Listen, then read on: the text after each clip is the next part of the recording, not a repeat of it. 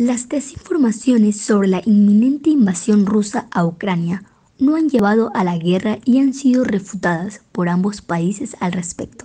Pero esto no ha detenido los esfuerzos de los responsables de medios y políticos occidentales, afirmó la portavoz del Ministerio de Exteriores ruso, María Zaharova. Los detalles con los colegas de Rusia Today.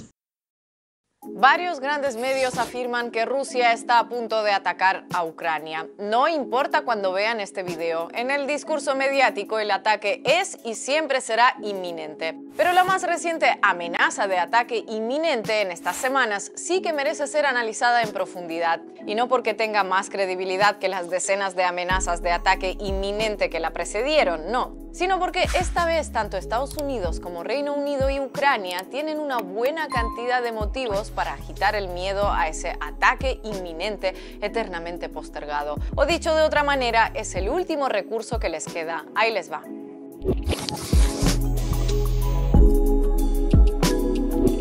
A principios de noviembre, dos medios estadounidenses, The Washington Post y Politico, dieron inicio a una serie de alertas sobre un inminente ataque ruso contra Ucrania, con dos artículos en los que denunciaban supuestos movimientos inusuales de equipamiento militar y tropas rusas a lo largo de su frontera con Ucrania.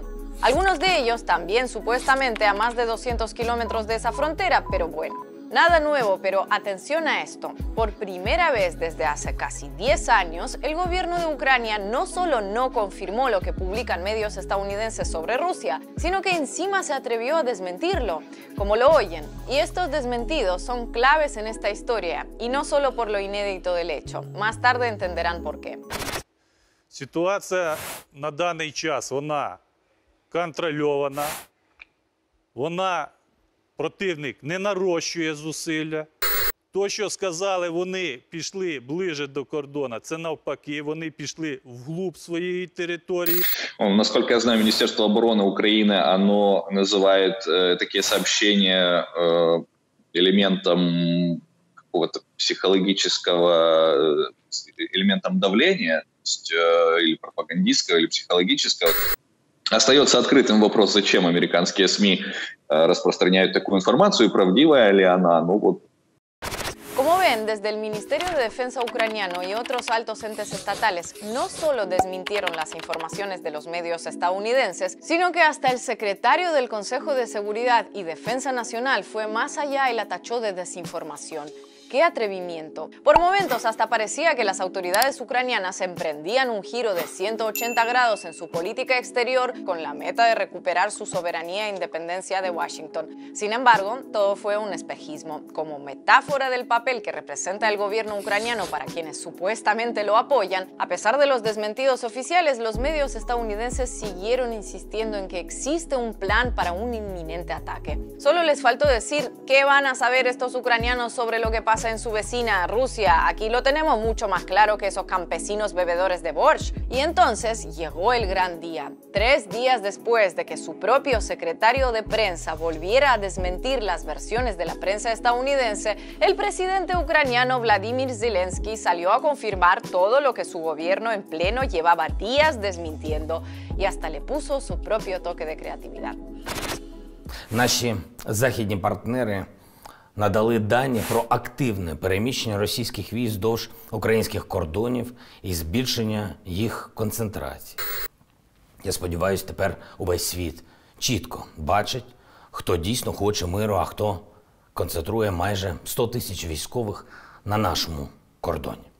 Entonces sí, con el respaldo de Kiev comenzaron a multiplicarse las noticias y declaraciones sobre la inminente invasión rusa, siempre sin aportar pruebas y con personas que prefieren mantener el anonimato como fuente todopoderosa. Poco importó que nadie con un mínimo no ya de conocimiento sobre estrategia militar, sino de sentido común, se creería que es posible que tu vecino movilice 100.000 soldados hacia tu frontera sin que tus servicios de inteligencia lo noten hasta que lo ven en la prensa.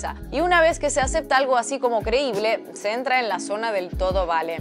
El secretario de Estado, Antony Blinken, se sumó a esa tendencia afirmando que la crisis migratoria en la frontera entre Bielorrusia y Polonia era un plan de Putin y Lukashenko para desviar la atención del masivo pero invisible movimiento de tropas ruso. La ministra de Exteriores de Reino Unido, Elizabeth Truss, respaldó esa teoría y ya que estaba aprovechó la ocasión para instar a Europa Occidental a oponerse al gasoducto Nord Stream 2. Faltaría más.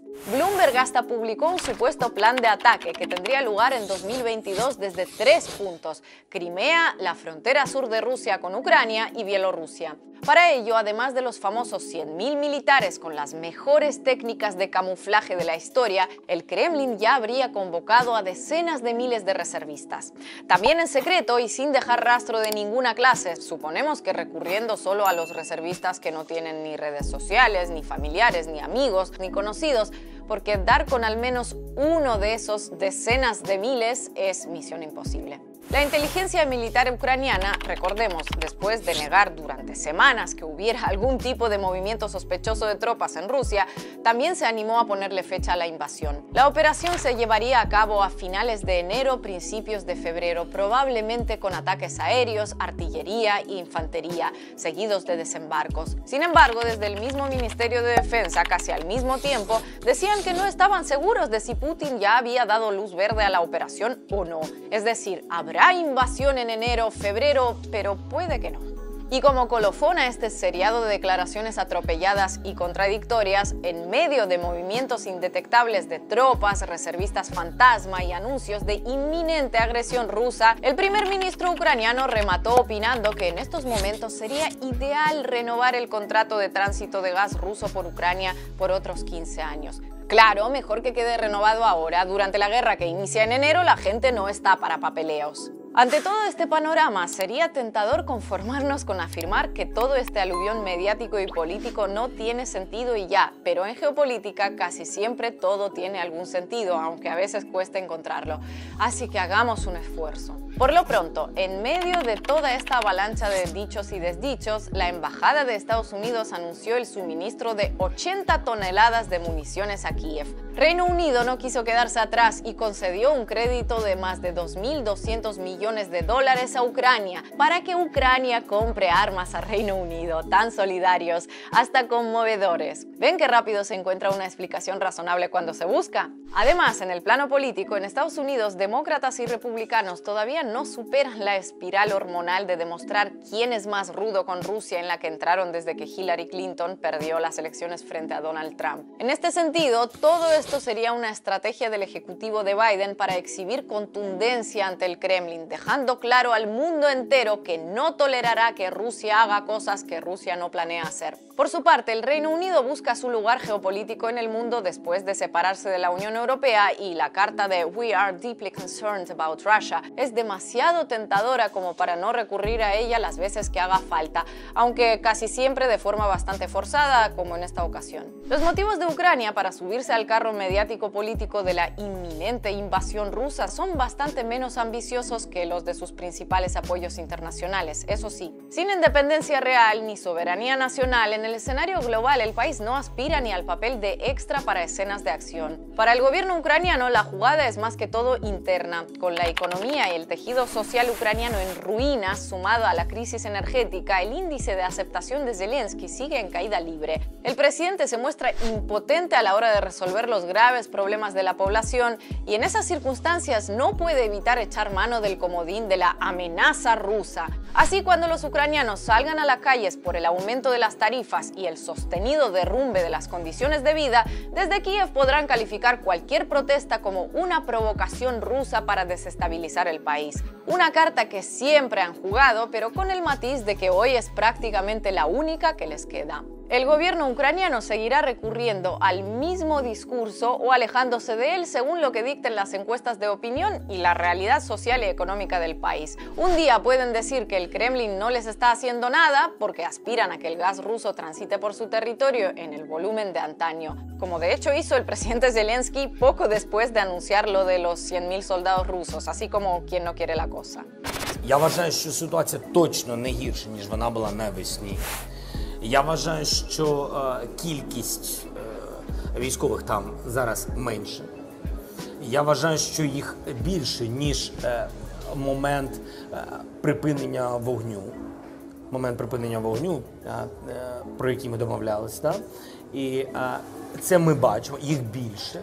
Y al día siguiente de estrenar este video, podrían volver a anunciar que están a minutos de ser invadidos por aire, mar y tierra desde Moscú porque quieren subir en las encuestas o necesitan más dinero y armamento desde Washington y Bruselas. Y lo harán las veces que sean necesarios, sin preocuparse demasiado en si la gente nota sus obvias contradicciones o no.